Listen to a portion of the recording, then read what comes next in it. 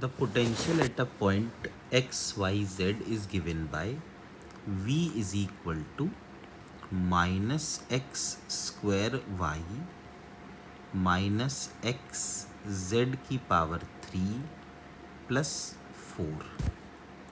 The electric field at the point is.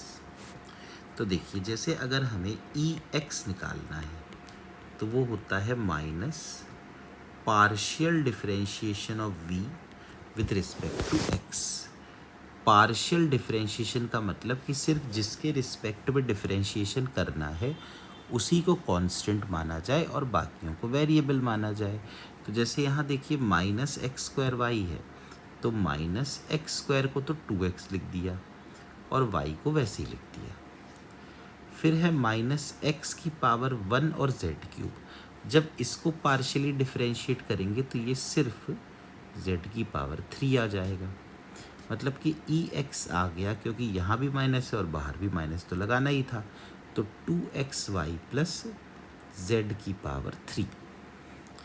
इसी तरह से अगर हमें ई वाई निकालना हो तो ये होगा minus partial differentiation of v with respect to y। तो माइनस, अब देखो पहले टर्म में y है तो y की पावर 1 लिखा है, तो माइनस एक्स स्क्वायर, y का तो 1 हो गया। दूसरे टर्म में y है ही नहीं, तीसरे टर्म में y है ही नहीं, तो उनको लिखने की कोई ज़रूरत ही नहीं है, तो ये सिर्फ एक्स स्क्वायर हो गया। इसी तरह से ई जेड ये होगा minus partial differentiation of v with respect to z। तो माइनस, अब देखो पहले टर्म में z आता ही नहीं है तो उसको लिखना ही नहीं है। दूसरे टर्म में माइनस x और z की पावर 3 है, तो हम इसे लिख सकते हैं 3z स्क्वायर। तो ये चीज़ बन जाएगी 3xz स्क्वायर।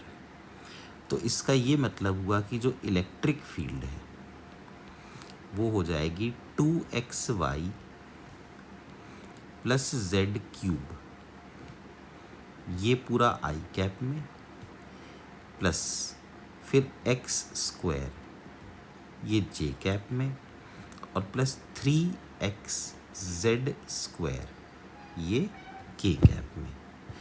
तो देखते हैं कौन सा ऑप्शन मैच करता है। 2xy प्लस जेड क्यूब, ये तो एक में ही आ रहा है, देखो इसका मतलब कि थर्ड आंसर हो जाना चाहिए।